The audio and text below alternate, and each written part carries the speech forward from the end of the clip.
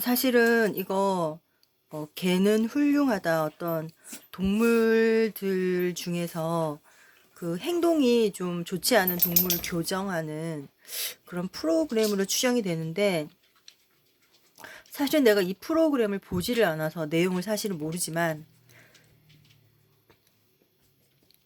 그 최근에 보니까 이 프로그램에서 있었던 일이 이슈가 되어가지고 좀 인터넷에 이렇게 떠도는 걸 몇 번 본 것 같은데, 사실 이거 안 봐서 모르겠지만 대충 그런 것 같아.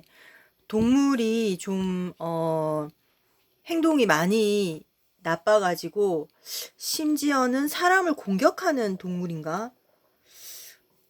아닐 수도 있는데 아무튼 유사한 내용의 프로그램이 최근에 방영된 걸로 알고 있는데, 이건지 모르겠지만 여기에 대해서 내가 좀 할 말이 좀 있는 것 같아서 얘기를 좀 해볼까 하는데, 일단은 그 사실 동물도 생명체이기 때문에 살다 보면 트라우마 같은 게 있을 수 있고, 그리고 동물은 사람이랑 달라서 말이 통하지 않으니까 어떤 상황이 이제 네가 안 좋은 환경에 있다가 이제 좋은 환경에 바뀌었기 때문에 이제는 옛날에 그런 일이 일어나지 않는다, 뭐 이런 걸 말해 줄 수도 없고, 뭐 그런데 어쨌든 어 무슨 말 하려고 그랬지? 어쨌든 지금 동물이 어쨌든 트라우마가 있는 동물들은 어디 그래서 있기 마련인데, 이제 그걸 대하는 태도에 대해서 좀 이야기를 하고 싶은데, 우리나라 같은 경우는 예쁘고 품종 좋은 개들을 주로 선호하는 문화가 있고, 물론 애견인들 사이에서는 뭐 품종 뭐 이런 거 상관없긴 한데, 어쨌든 좀 동물을 좋아하지 않는 사람들은 동물이 트라우마가 있다, 심지어는 그 트라우마 때문에 사람을 공격한다 이러면 굉장히 나쁜 동물 혹은 없애야 되는 동물, 굉장히 위험 동물로 이렇게 인지를 하는데, 외국 같은 경우는 이럴 경우에 산책을 할 때 노란 리본을 다는 약속이 되어 있는 나라도 있는데, 이제 그렇게 산책을 할 때 노란 리본을 달고 산책을 하면 이제 주변 사람들이 보고, 아, 저 개는 트라우마가 있는 개구나 이렇게 생각을 해서 근처에 가지 않는다라든지, 혹은 다가가서 어머 너 정말 예쁘구나 하고 쓰다듬지 않는. 왜냐하면 동물은 자기를 쓰다듬으러 오는지 이런 거 사실 잘 몰라.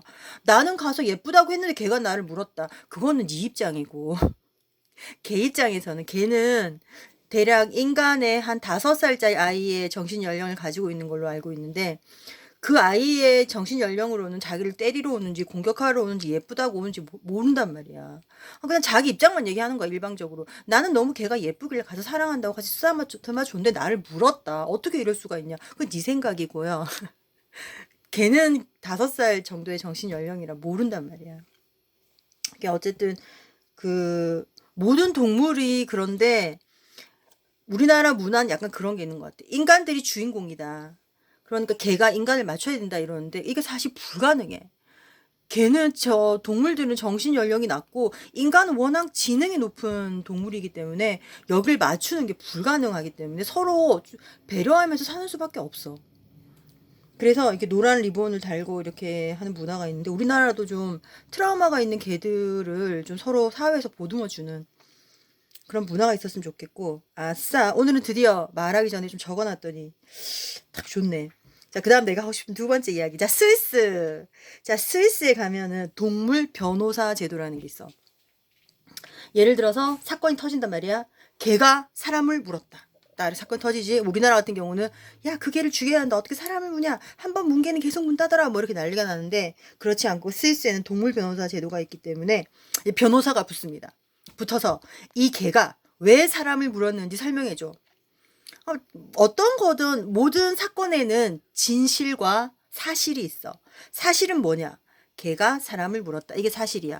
근데 진실을 캐보면 다를 수도 있어. 예를 들어서 걔는 가만히 있었고 그냥 착한 개야. 근데 사람이 가서 계속 해코지를 했어. 걔가 자신을 너무 위협을 느끼고 한 번 물었다. 근데 그랬더니 나는 가만히 있는데 물었다, 이렇게 할 수도 있는 거고. 그러니까 진실은 어떻게 되는지 알 수 없다는 거지. 그런 의미에서 보통 스위스에서는 동물 변호사 제도가 있는데, 근데 동물을 개를 많이 키워본 사람들 나도 그렇지만 그런 주장을 하는데 사실 개는 사람을 물지 않아요. 진짜 정상적인 개들은 뭔가 트라우마가 있거나 좋은 환경에 있지 못해서 정서적으로 불안한 개들은 공격할 수가 있는데 사실 정상적인 개들은 원래 개의 본성이 인간에게 좀 복종하고 순종하고 이런 본능이 있어서 사실은 물지 않는데 뭐 어쨌든 그런 게 있고 아싸 적어놓기 잘했다. 자, 스위스, 호주 얘기 다 했고, 이제 한 개 더, 한국. 자, 최근에 한국에서 아주 재밌는 뉴스가 났는데, 한국에서 이제 조만간 인구 총조사를 났는데, 인구 총조사. 이건 가끔 하잖아. 근데 이번에 할 때는 애완동물에서 조사를 한대. 예전에는 그런 거 인구 총조사는 그러잖아. 당신 가구에는 몇 명이 사느냐 뭐 이런 거 하잖아.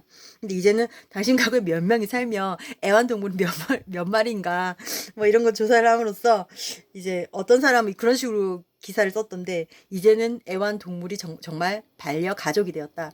우리 개도 우리 고양이도 이제 반려인이 된다.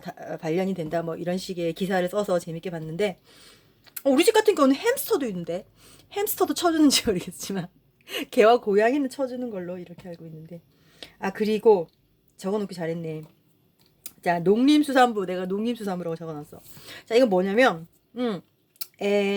우리나라는 동물 복지에 대해서 얘기를 하고 싶어도 우리나라 동물은 전부 다 농림수산부에 소속이 되어 있어. 담당을 농림수산부에서 한단 말이야. 그럼 농림수산부에서 한다는 건 무슨 뜻이냐? 모든 동물은 가축이라는 거야. 뭐 어떤 가족이나 친구의 개념이 아니라 먹이라는 거지. 밥이고, 식사고, 고기고. 이제 이런 의미로 농림수산부에 있는 게 아닌가. 이것도 참 아이러니해. 왜 농림수산부에 소속이 관할이 여긴지. 자, 이런 정보들을 좀 제공해주고 싶었어.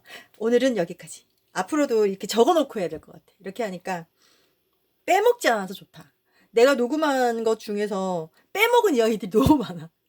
오늘은 좀 필요한 얘기 다 한 것 같아. 자, 그러면 또 다음에 팽빠.